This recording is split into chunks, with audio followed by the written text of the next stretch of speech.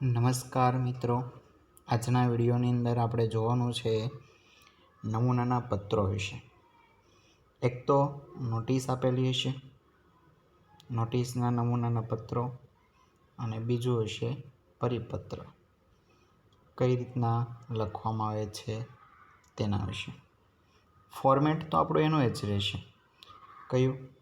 Chapter number 1 એની અંદર મેં special ફોર્મેટનો video બનાવેલો હશે. તમે એક વખત તે જરૂરથી જોઈ લેશો. તો વિદ્યાર્થી મિત્રો, પહેલું આપણે એમાં જોવાનું છે કારણદર્શક નોટિસ.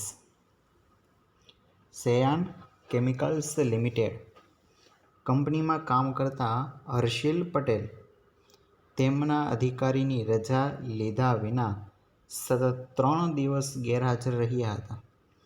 સેયાન કેમિકલ્સ લિમિટેડ વતી તેમને કારણદર્શક નોટિસ આપતો પત્ર લખો. ચલો, લખનાર કોણ બને અહીંયા? સેયાન કેમિકલ્સ લિમિટેડ. ચલો, લખનાર કંપની આવેલી છે એટલે કંપનીનું તો ફક્ત વચ્ચે નામ જ આવશે, સેયાન કેમિકલ્સ લિમિટેડ. સરનામું અહીંયા લખેલું છે, અથવા તો તમે અહીંયા પણ લખી શકો.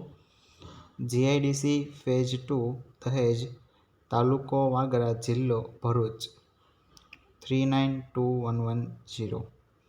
તારીખ આપેલી છે 13મી ઓગસ્ટ 2017.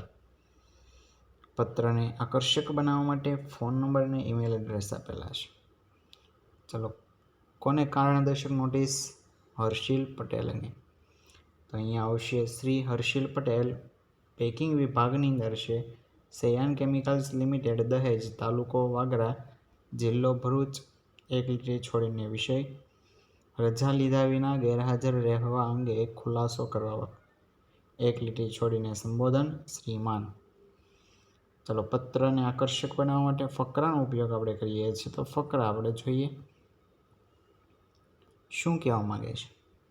આપ તારીખ 10મી ઓગસ્ટથી લઈને 12મી ઓગસ્ટ સુધી સતત 3 દિવસ આપના વિભાગના અધિકારીની મંજૂરી મેળવ્યા વિના ગેરહાજર રહ્યા છો. તો કહેવાનો મતલબ એ કે તમારે કોઈ પણ રજા મેળવવી હોય તો તમારે અગાઉ પરમિશન લેવી જરૂરી છે. તમે પહેલાં પરમિશન લેશો ત્યારબાદ જ તમને માન્ય ગણવામાં આવે છે કે હા, તમે રજા લીધી છે. આપની ગેરહાજરીનું કારણ જો દિન 7માં દર્શાવવામાં નહીં આવે તો આપની ગેરહાજરી શિસ્તભંગનું પગલું ગણાશે.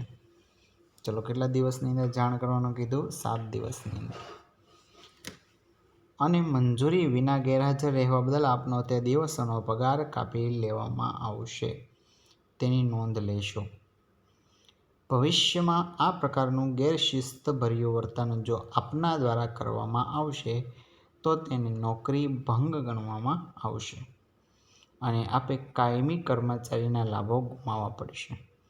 આવું કહેવામાં આવે છે કે જો તમે આવી રીતના ભૂલ કરશો ભવિષ્યની અંદર પણ, તો તમને નોકરીમાંથી છૂટા કરી દેવામાં આવશે અને ત્યાંથી તમારા કાયમી કર્મચારીનો જે કંઈ લાભ હશે એ તમે લાભ ગુમાવી દેશો. આપનો વિશ્વાસુ સેયાન પટેલ, કંપનીનો શું છે? કર્મચારી પ્રબંધક. અહીંયા એની સિગ્નેચર હોય છે.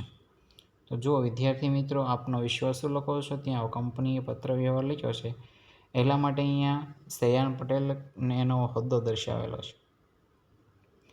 ચલો, ત્યાર પછી હવે આપણે જોઈએ સ્વૈચ્છિક રાજીનામા અંગેની નોટિસ કઈ રીતના લખવામાં આવશે. શ્રી જગદીશ ભાવસાર તેમની કંપનીમાંથી સ્વૈચ્છિક રીતે નિવૃત્ત લેવા માંગે છે, તો આ અંગે રાજીનામાની નોટિસ આપતો પત્ર લખો. જો કીધું હતું ને મેં, પત્ર એવો શબ્દ વાપરશે એટલે આપણે અટવાવાની કોઈ જરૂરિયાત જ નથી. તો વિદ્યાર્થી મિત્રો, આપણે જોઈએ સૌપ્રથમ અહીંયા લખનાર કોણ બને છે? જગદીશ ભાવસાર. સરનામું શું આપેલું છે? મશીન સુપરવાઇઝર છે, શ્યામ ઇન્ડસ્ટ્રીઝની અંદર, નરોડા, અમદાવાદ. તારીખ આપેલી છે 2 પદ્ધતિ, કાં તો અમેરિકન કાં તો બ્રિટિશ પદ્ધતિ. પત્રને આકર્ષક બનાવવા માટે અહીંયા મોબાઈલ નંબર આપેલો છે. ત્યાર પછી મેનેજર શ્રીને લખવામાં આવે છે, શ્યામ ઇન્ડસ્ટ્રીઝ, નરોડા, અમદાવાદ 382330.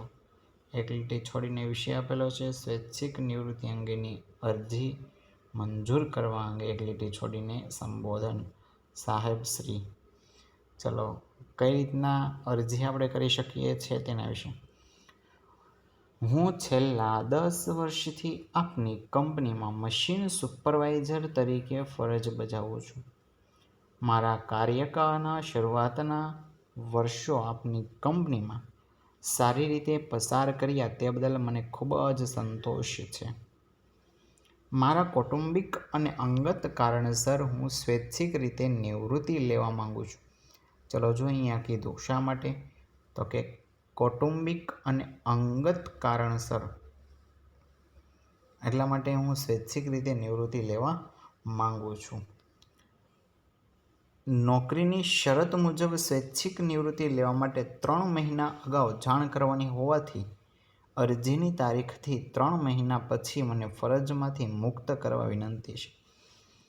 કોઈ પણ તમે જોબ છોડો એટલે તમારે અગાઉ જાણ કરવી પડે છે.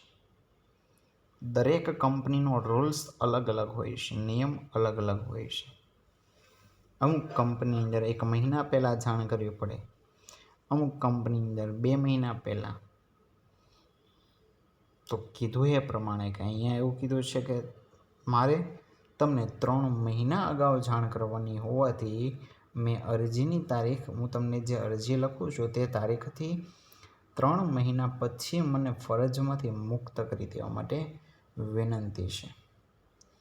મારી નોકરીના વર્ષો દરમિયાન મને કંઈ જે મળતું પ્રોવિડન્ટ ફંડ છે, ગ્રેજ્યુઇટી છે અને અન્ય લાભો છે.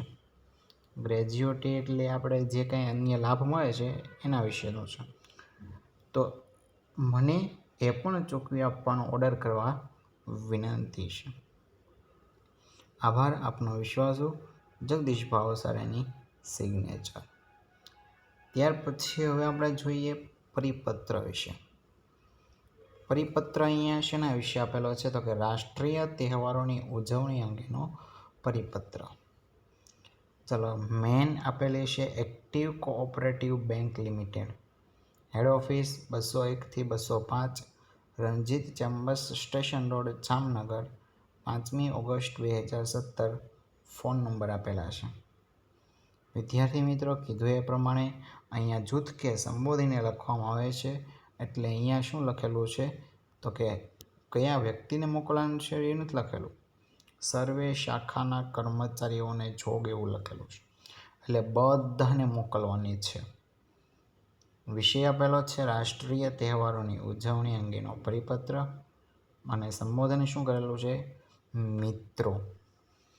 કારણ શું છે, કારણ કે એક કંપનીના તમામ વ્યક્તિ શું ગણાય, મિત્ર જ ગણાય છે. એટલા માટે કેન્દ્રના માનવ સંસાધન વિકાસ વિભાગ દ્વારા કરવામાં આવેલી ભલામણ મુજબ ચાલુ વર્ષથી દરેક સરકારી તેમજ બિન સરકારી સંસ્થાએ રાષ્ટ્રપ્રેમની ભાવના સુદૃઢ બને તેવા આશયથી 15મી ઓગસ્ટ સ્વાતંત્ર્ય દિન તથા 26મી જાન્યુઆરી પ્રજાસત્તાક દિને ધ્વજવંદનના કાર્યક્રમ સાથે રાષ્ટ્રીય તહેવારોની ઉજવણી કરવાની રહેશે.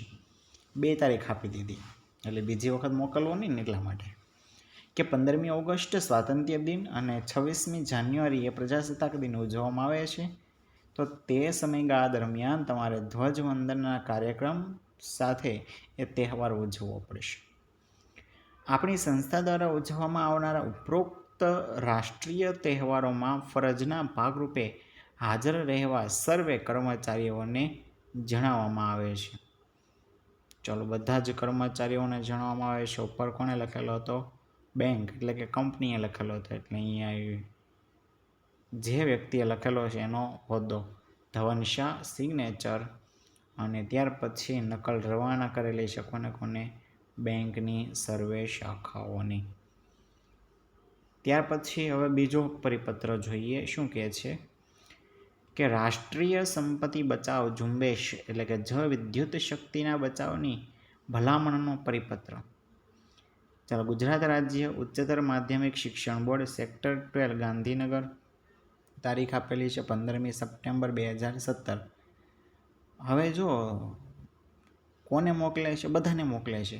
એટલે બધાનું સરનામું લખેલું, તો શું લખેલું છે એની જગ્યાએ તમામ શાળાના આચાર્ય તથા શિક્ષકોને જો, એટલા એના માટે છે. વિષય આપેલો છે જળ અને વિદ્યુત બચાવ અંગે પરિપત્ર. શેના વિશે? જળ અને વિદ્યુત બચાવવા અંગે. હવે તમારે જળ અને વિદ્યુત બચાવવાનું છે, કારણ કે આપણને ખબર છે કે લાંબા સમય સુધી વિદ્યુતનો ઉપયોગ ન કરી શકીએ, કારણ કે વિદ્યુત છે આપણને પાણીમાંથી ઉત્પન્ન થાય છે, અને પાણી જોઈએ તો આપણે અત્યારે પૈસાનું પીતા થઈ ગયા છે. નકર પાણી છે એ કુદરતી સ્ત્રોત કહેવાય ને, છતાં પણ આપણે પૈસા દઈને પાણી પીવું પડે છે.